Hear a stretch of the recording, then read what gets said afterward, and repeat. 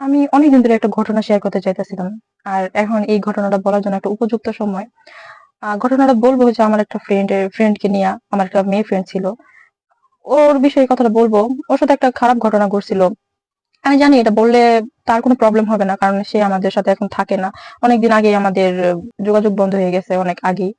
তো বিষয়টা হচ্ছে কি, আমরা আগে যে থাকতাম সেখানে হঠাৎ করেই একটা ফ্যামিলি আসলো। ওরা প্রথমে ও আমার ফ্রেন্ড ছিল না। হ্যাঁ, আমরা পরিচিত হয়েছিলাম একটা ঘটনার পরে। প্রথমে তো তারা আমাদের অপরিচিতই ছিল। তো নতুন বাসায় উঠলো, আমাদের বাসার পাশেই ছিল। ওই বাসায় ছিল দুইটা ছেলে। হ্যাঁ, দুইটা ছেলে ছিল। ওরা আহ, অনেক বছর ধরে এই বাসায় ভাড়া থাকে, অনেকদিন, প্রায় 10-15 বছর ধরে একই বাসায় ভাড়া থাকে।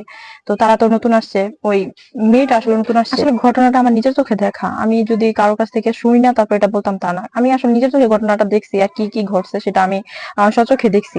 হ্যাঁ। তো একদিন কি হয়েছে, মেয়েটা আসলে বাথরুমে গেছে স্নান করার জন্য। তো পিছনে একটা জানালার মতো থাকে বাথরুমে। তো ওই দিক দিয়া আহ, একটা ছেলে মানে ক্যামেরা ধরছে। ক্যামেরা কেন ধরছে সেটা আপনারা হয়তো বুঝতে পারবেন কি কারণে ধরছে। তো হঠাৎ করেই মেয়েটা দেখতে পারে যে কেউ ক্যামেরা ধরছে, কিন্তু কে ধরছে সেটা আসলে এতটা খেয়াল করতে পারে নাই। যখন বুঝতে পারছে যে পিছনে কেউ আছে ক্যামেরা ধরছে, এটা রিফ্লেকশনটা মেয়েটা দেখতে পারছে, তখন তাড়াহুড়ো করে মেয়েটা বের হয়েছে বাথরুম থেকে। বের হইয়া তাড়াতাড়ি করে দেখতে পারছে যে কে। যখন দৌড় মানে পিছন দিয়ে যখন দৌড় দিছিল, তখন মেয়েটা দেখতে মানে বুঝতে পারছে যে কে। ছেলেটা তাড়াহুড়া করে গিয়া মানে আসলে ছেলেটা বুঝতে পারতেছিল না যে কি করব, বুঝে পালাইছে, দেখা পালাইছে। তো তাড়াহুড়া করে যে আমাদের যে বাড়িওয়ালা ছিল তাদের ঘরে গিয়া বসে মানে হঠাৎ করে বসে পড়ছে। ছেলেটা যখন দৌড় দিয়া বাড়িওয়ালির ঘরে গিয়া ঢুকলো, হ্যাঁ, আর মেয়েটাও সাথে সাথে গেল ওদের ঘরে, দেখতে পারছে যে এই ছেলেটাই করছে। তখন এই ঘটনাটা শোনার পরে বাড়িওয়ালা কোনো রেসপন্স করলো না দেখা আমি আসলে অবাক হয়েছিলাম। আমি একা না, মেয়েটাও অবাক হয়েছিল যে তারা কিছুই বললো না। হ্যাঁ। আর বিশেষ করে না, মেয়েটার বাবা এখানে থাকতো না, তারা বাবা অন্য জায়গায় থাকতো, হয়তো বা এটা চিন্তা করছে যে মেয়েটার বাবাও নাই। হ্যাঁ, তো এটা নিয়ে বেশি একটা ঘাটাঘাটি হবে না বা কোনো চিন্তা, এটা নিয়ে তারা বেশি ঘাটাঘাটি করবে না, এটা ভাবছিল। যাই হোক, বাড়িওয়ালা এটা বলছিল যে তুমি এগুলো নিয়ে টেনশন করো না, তার একটা বিচার আমরা করব। হ্যাঁ, আর ছেলে বাবা মাকে এটা জানাবো, জানানোর পরে তারা যা সিদ্ধান্ত নেয় বা যা শাস্তি দেয় তার বাবা মাই দিবে, আমাদের দায়িত্ব আমরা জানাবো।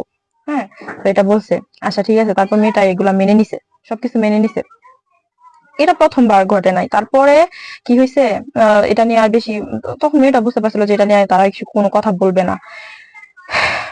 কিছুদিন পরে মানে প্রায় 1 থেকে 2 মাস পরে আবার ওই সেম ঘটনা ঘটে, এই ছেলেটাই করে। তো যখন এই ঘটনাটা আবারও রিপিট ঘটে, তখন মেয়েটা জানতে পারলো যে এই ঘটনাটা আগে যা ঘটছে এটা বাড়িওয়ালারা তার বাবা মারে জানায় নাই, মানে ছেলের বাবা মারে জানায় নাই।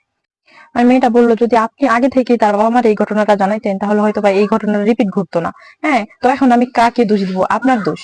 আপনারাই মানে আমার এই বিষয়টা গুরুত্ব দিলেন না, বা আমার যদি আজকে কোনো ক্ষতি হয় তাহলে আমি আর কাউকে দুষবো না, আপনাদের দুষবো, মানে বাড়িওয়ালাকে এই কথাটা বললো। আচ্ছা ঠিক আছে।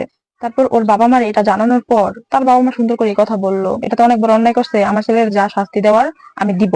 হ্যাঁ, তবে এবারের মতো এটা আমার হাতে ছাইড়া দেন, আমার যা শাস্তি দেওয়ার দিব। নেক্সট টাইম যদি কখনো এরকম হয় আমি আমার ছেলেকে আপনাদের হাতে তুলে দিব। আপনারা যদি যা পারেন তাই করবেন, যদি হাত পা ভাঙতে হয় হাত পা ভাঙবেন। তো এইগুলো কথা বললো, বলে অনেক সান্ত্বনা দিল, বুঝতে পারলাম যে তারা হয়তো বিষয়টা বুঝতে পারছে। তারপর কিছুদিন পরে শুনি যে ছেলের বাবা নাকি ছেলের অনেক বেশি মারধর করছে, মানে রড দিয়ে পিটাইছে। উম এরকম। তো তারপর এটা শুনে আপনারা অবাক হবেন যে এটাই শেষ ঘটনা ছিল না, মানে মানুষের কত সাহস হইলে মানুষ মানে এই ধরনের কাজ করতে পারে। মেয়েদের আসলে কোনো নিরাপত্তা নাই। তারপর কি হইলো, মেয়েটার একটা ছোট বোন ছিল, অনেকটাই ছোট। এই ঘটনাটা মেয়েটার ছোট বোনের সাথেও ঘটে। হুম।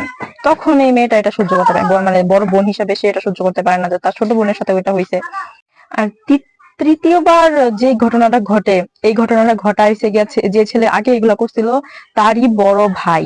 হুম। যে জায়গায় তার বড় ভাইয়ের তার ছোট ভাইকে শাসন করার কথা ছিল, সেখানে তার বড় ভাই করছে, আর সেটা তার বড় ছোট বোনের সাথে এই ঘটনাটা ঘটছে। তো এটা সহ্য করতে না পারা মেয়েটা তো গেল, অনেক অনেক রাগান্বিত হইয়া গেল। তারপর ছেলে দুইটারে এমন মাইর দিছে, মানে একদম হাত পা ভাঙার মতো অবস্থা, একদম মানে একদম মারতে মারতে একদম হাড়গোড় ভাঙা ফেলার অবস্থা। যে মেয়েদের গায়ে তো এত শক্তি নাই যে হাড়গোড় ভাঙা ফেলাইবো, কিন্তু তারপর যে মার দিছে ওইটা মানে ওরা আসলে বিছানা থেকে উঠতে পারে নাই। হ্যাঁ, এরকম একটা অবস্থা। তারপর যা ঘটলো, আমাদের সমাজের কি অবস্থা আমি সেটাই এখন শেয়ার করবো। সেটা হচ্ছে এই ঘটনা শোনার পর অনেকেই, বিশেষ করে যে মহিলাগুলা, কিছু মানে আমাদের প্রতিবেশী থাকে অনেক মহিলা, হ্যাঁ, যারা একটু বেশি জ্ঞানী, বেশি বুঝে, হয়তো নিজের সন্তানের সাথে এটা হইলে এত কিছু বলতে পারতো না বা এত কিছু রটাইতে পারতো না। যেটা ঘটছে আমি সেটা বলি।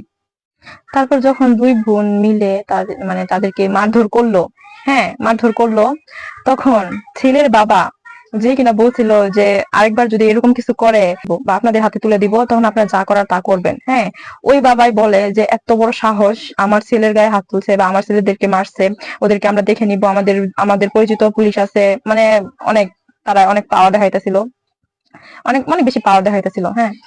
তারপর যখন বিষয়টা সবাই জানতেছিল, মানে পাড়া প্রতিবেশী সবাই জানতেছে, তখন সেই মুহূর্তে ওই বাড়িওয়ালা মেয়েদের পক্ষে কথা বলছিল বা তাদের পক্ষে কথা বলতেছিল যে আপনার ছেলে কেন এইসব করবে বা এরকম কিছু, হ্যাঁ।